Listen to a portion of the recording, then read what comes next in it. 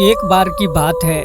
एक लड़का था और उसका नाम सबल था, जो शहर में रहता है। वह अपने जीवन से बहुत निराश था। उनकी निराशा का कारण यह था कि वह अब तक अपने जीवन में कुछ नहीं कर रहा था। उसके माता पिता उसे ताने मारते थे कि आपके सभी मित्र कुछ न कुछ कर रहे हैं, लेकिन आप अभी भी घर बैठे हैं। दोस्तों के बीच भी अक्सर उनका मजाक उड़ाया जाता था। वह कहीं जाता तो लोग उससे पूछते कि आप क्या कर रहे हैं। उसे यह बताने में भी शर्मा रही थी। वह कुछ नहीं कर रहा था। धीरे धीरे उसने रिश्तेदारों से मिलना जुलना कम कर दिया और लोगों से मिलना भी बंद कर दिया। वह ज़्यादातर समय घर पर ही रहता है।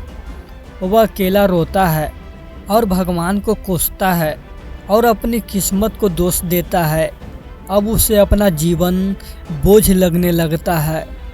कभी कभी वो सोचता है कि कब वह कुछ करने का योग्य बनेगा, और फिर वह सोचता है कि जिंदा रहने से अच्छा मर जाना है। एक दिन वह अपने शहर की एक गली से गुजर रहा था। तभी उसने देखा कि एक उपदेशक दुख और परेशानियों पर उपदेश दे रहा है। वह भी उसी भीड़ में सबसे पीछे बैठ गया और गुरु के प्रवचन सुनने लगा। उपदेशक कह रहा था कि दुख एक शिक्षक की तरह है, जो हमें जीवन की सच्चाई दिखाता है और हमें जीने का सही तरीका सिखाता है। आप चाहे तो जिंदगी जीना भी सीख सकते हैं। गुरुजी उपदेश दे रहे थे कि तुम चाहो तो कुछ भी हासिल कर सकते हो, और अगर चाहो तो एक कोने में बैठकर रो सकते हो। इन सभी बातों को सबल ध्यान से सुन रहा था, लेकिन शिक्षक की यह बातें पसंद नहीं आई। उसने खड़े होकर कहा कि कुछ भी सीखने से दुख नहीं दूर होता, इसमें केवल दर्द होता है। दुख की पीड़ा अनंत है। ऐसा लगता है कि इसके बाद कुछ होने वाला नहीं है। इससे कुछ भी फर्क नहीं पड़ता है। इसके सामने तो मौत भी छोटी लगती है। उपदेशक ने कहा, फिर तुम्हारा दुख क्या है? सबल ने उसके सामने अपनी सारी व्यथा सुनाई और पूछा, मेरे दुख का कोई उपाय है तुम्हारे पास? यह सुनकर शिक्षक मुस्कुराए और बोले, तुम उस दिन मेरे पास आओ जब आपके जीवन में वास्तविक दर्द हो। मैं आपकी समस्या का समाधान अवश्य करूंगा। यह कहकर गुरु वहां से चला गया। सबल ने सोचा, कहीं मेरा दुख नकली तो नहीं है? क्या मैं जिस दर्द से गुजर रहा हूँ वह नकली है? मेरा दुख कोई नहीं समझ सकता। जब माँ बाप नहीं समझते तो गुरु क्या समझेगा? उनके दुखों से व्यतीत होकर सबल ने एक फैसला लिया कि अब वह कुछ करेगा। सबल ने एक छोटा सा बिजनेस शुरू किया, पर उसे सफलता नहीं मिल रही थी। लेकिन उसके घर वाले पूछते हैं कि क्या वह कुछ कोशिश कर रहा है, और वह अपने व्यवसाय में लगा रहा और धीरे धीरे उन्हें सफलता मिलने लगी। फिर उसने गति पकड़ी और केवल 3 साल के अंदर ही वह एक बड़ा बिजनेसमैन बन गया। अब सबल के आसपास ऐसे कई लोग थे जो उसकी परवाह करता था, जो उसके प्यार करता था। अब उनके परिवार के सदस्य भी उसकी तारीफें करते करते नहीं थक रहे थे। दिन व दिन उनके मित्र की संख्या बढ़ती जा रही थी। अब वह अपनी ज़िंदगी से बहुत खुश था। उनके कुछ दोस्तों ने उन्हें सलाह दी कि जब आप एक बड़ा बिजनेसमैन बनकर बहुत खुश हैं, तो सोचिए आपको कितनी खुशी होगी अगर आप इस शहर और इस राज्य के सबसे बड़े बिजनेसमैन बन जाते हैं। कितने लोग आपसे जुड़ना चाहेंगे, आपकी कितनी बड़ी ख्याति होगी, और स्वयं राजा भी आपसे दोस्ती करना चाहेंगे और ज़रूरत पड़ने पर ही आपसे पैसे उधार लेंगे। दोस्तों की यह बात सबल के मन में घर कर गई। अब वह अपने पैसे कमाने की कोशिश करने लगा, लेकिन उसे यह सब बहुत ही जल्दी चाहिए था। वह समय बर्बाद नहीं करना चाहता था। उनका अधिकांश समय इन चीज़ों को प्राप्त करने में लगने लगा, इसीलिए वह ऐसे काम करने लगा जो सही नहीं था। उसने बड़ा उधार लेना शुरू कर दिया। उसके दोस्तों से पैसे की मात्रा और अधिक मुनाफा कमाने के लालच में वह अपने माल में मिलावट करने लगा। उसने अन्य व्यापारियों के खिलाफ भी साजिश रची और उन्हें डराया धमकाया। जैसा उसके दोस्त करते थे वैसा ही करता था। वह इन तरीकों से ज़्यादा पैसा कमा रहा था, पर अब उसके जीवन में पहले जैसा चैन नहीं था। उसके मन की शांति गायब हो गई थी और वह रात को सो नहीं पाता था। वह हंगामे में रहता था और वह सब कुछ पाकर भी उन्हें किसी चीज़ में सुख नहीं मिल रहा था। एक दिन सबल अपनी गाड़ी में कहीं जा रहा था, तभी रास्ते में उन्हें उपदेशक का आश्रम दिखाई दिया। वहाँ रुका और गुरु के पास जाकर बोला, संत, आपने मुझे मेरे पास से आने के लिए कहा था। जब मेरे जीवन में सच्चा दुख आता है, अब मैं बहुत दुखी हूँ कि मेरी नींद हराम हो गई है। मुझे कहीं भी शांति नहीं मिल रही है। इस प्रकार सबल ने अपनी सारी समस्याएं गुरु को बता दी। गुरु ने कहा, जब तुम पहली बार मुझसे मिलने आए थे तभी तुम किसी दुख में थे। आपने उस दर्द से क्या सीखा? सबल ने कहा कि सिर्फ सोचने और चिंता करने से कुछ नहीं होता। आपकी दृष्टि को सच करने के लिए यह कार्रवाई करता है और सिर्फ काम करने से कुछ नहीं होता, परिणाम भी मिलना चाहिए। जब आपको लगता है कि आपका लक्ष्य हासिल नहीं होने वाला, तब राह में चाहे कितनी भी मुश्किल आ जाए, मन कितना भी निराश क्यों न हो, कितना भी लगता हो कि अब कुछ नहीं होने वाला है, तभी विश्वास करें, मैं जो भी कर रहा हूँ उसमें अवश्य सफल हो जाऊँगा। लोग केवल सफल लोगों का सम्मान करते हैं। कोई कितना भी अच्छा क्यों न हो, वह हमेशा लोगों को ही नज़रों में बोझ बने रहते हैं।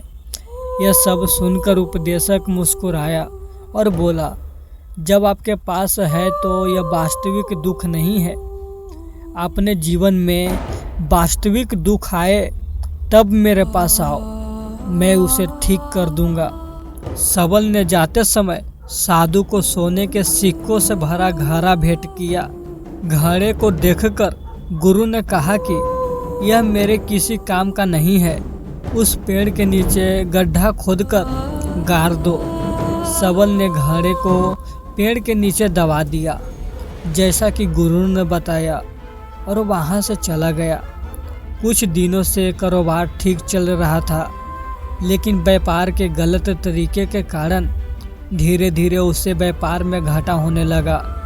उसकी सारी दौलत धीरे धीरे खत्म होने लगी और एक दिन ऐसा भी आया जब उसके पास कुछ भी नहीं बचा और उस पर कर्ज का बोझ चढ़ गया था। परंतु वह निश्चित था, क्योंकि उसने अपना सारा कर्ज अपने दोस्तों से लिया था। उसने सोचा कि उसके दोस्त बुरे वक्त में उनके साथ खड़े रहेंगे, लेकिन ऐसा कुछ नहीं हुआ। जैसा ही बुरा वक्त आया, दोस्त पहले उससे कर्ज मांगने लगे।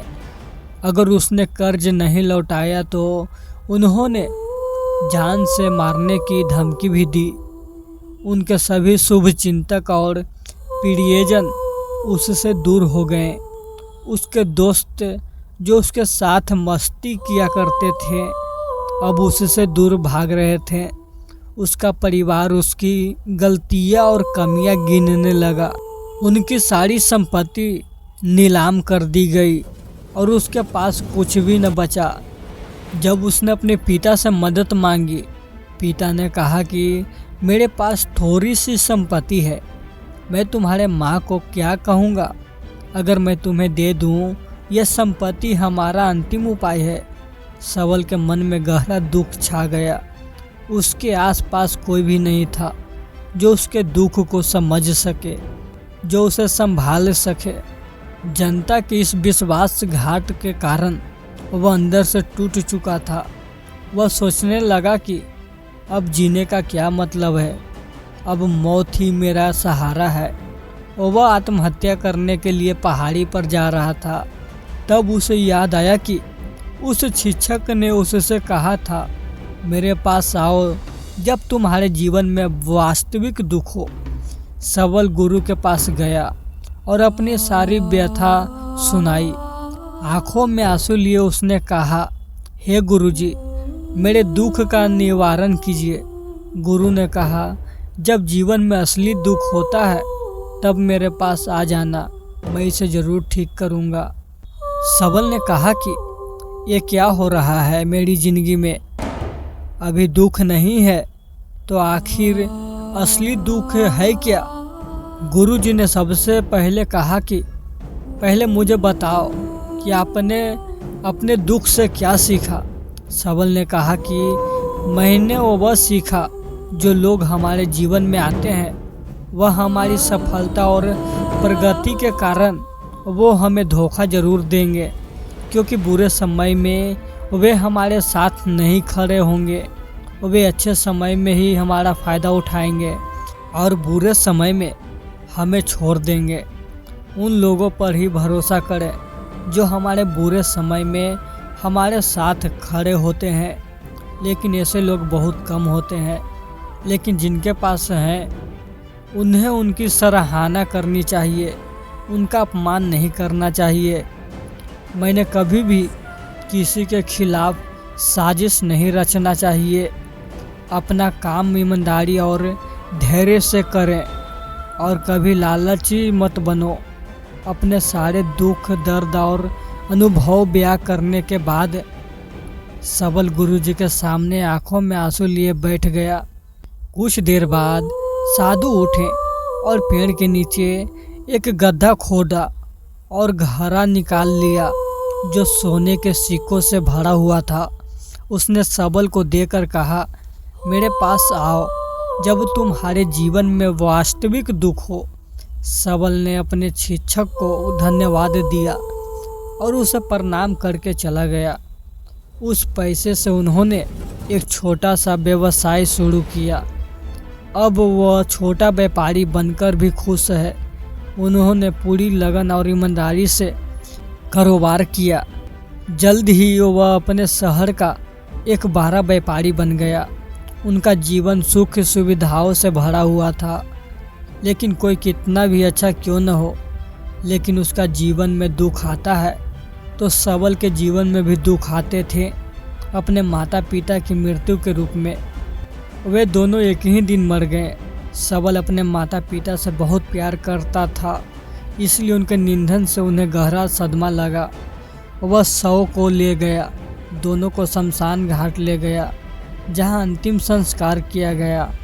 वहां उसने अपने माता पिता का शव जलता हुआ देखा तो उनका मन बेचैन हो उठा। उसके मन में कई सवाल उठने लगे। वह घर वापस आ गया, इसलिए उसने अपने माता पिता के घर और संपत्ति को देखा जिसके लिए उनके पिता हमेशा लड़ते रहे। आज जो छूटा पड़ा है, जिन्होंने इनकी देखभाल की, इसके लिए लड़ने वाले इस दुनिया से चले गए। उसके पिता ने जो कुछ कमाया वह सब यहीं रह गया।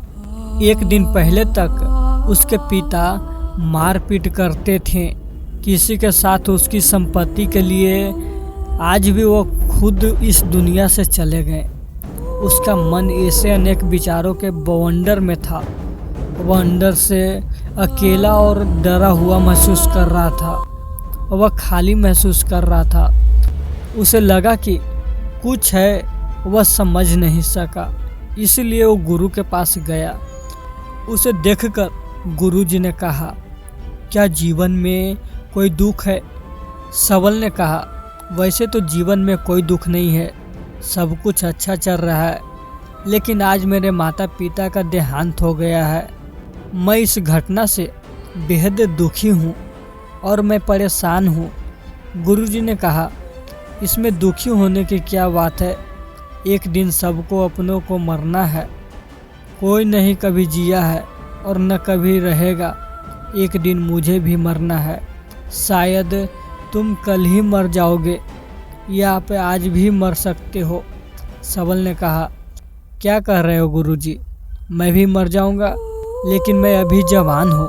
गुरु ने कहा कि सब जी रहे हैं इस भ्रम में कि मृत्यु केवल दूसरों को आती है, बड़ों के पास ही आती है। लेकिन जवान और बूढ़े मर जाते हैं, बच्चे मर जाते हैं।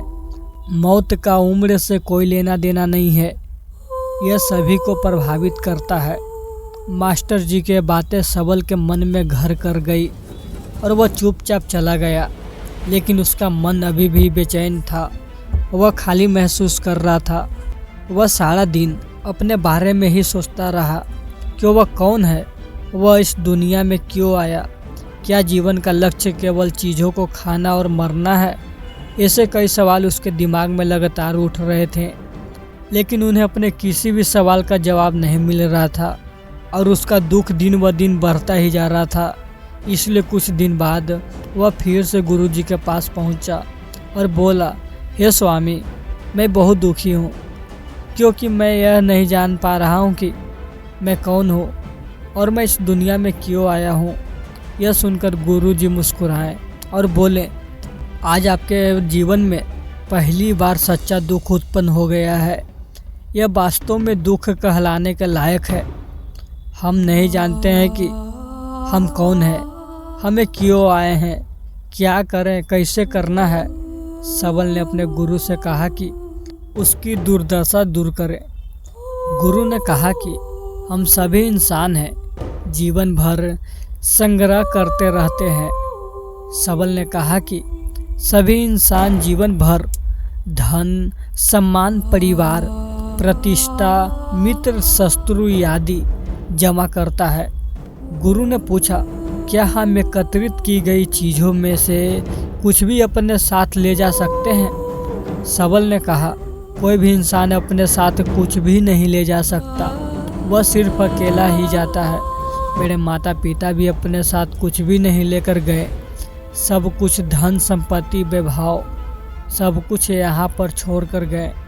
शिक्षक ने कहा, अब मेरी बात ध्यान से सुनो। इस संसार में हमें जो संग्रह करना चाहिए वह हम नहीं करते। चीज़ें हमारे सामने होती है, लेकिन हम उन्हें देखने की कोशिश नहीं करते। हमें इस दुनिया में जो कुछ भी इकट्ठा करना है वह हम खुद हैं। हमें खुद को जुटाना होगा, ताकि जब हम मरे तो हम एकजुट हो सकें।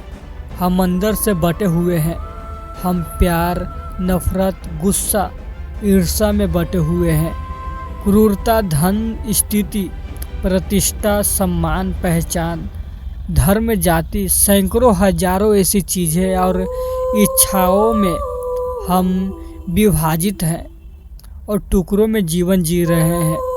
इस विभाजन के कारण हमारी चेतना कभी एक नहीं हो सकती।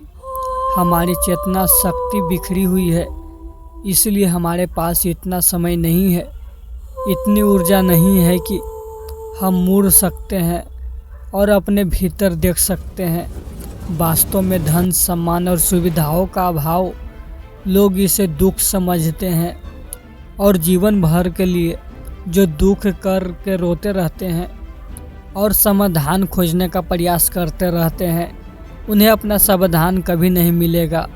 क्योंकि जिसे लोग दुख कहते हैं वो वास्तविक दुख नहीं है। यह सिर्फ एक आदमी की इच्छा है।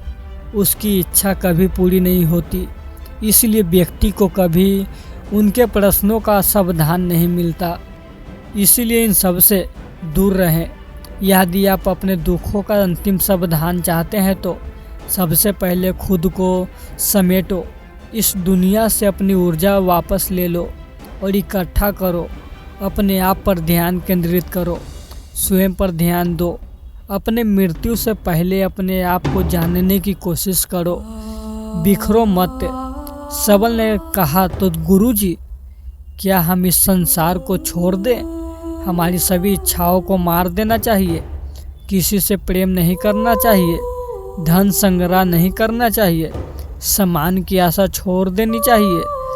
शिक्षक ने कहा कि भावनाओं और इच्छाओं ऐसे बिखरे हुए मनुष्य में से निकल आओ जैसा कोई पत्थर पहाड़ से गिरे जिस पर पर्वत का कोई बस नहीं है, सिवाय देखने के परेशान होना और कुछ खोना। वैसा ही बिखरे हुए मनुष्य की इच्छाएं बेकाबू और दर्दनाक है।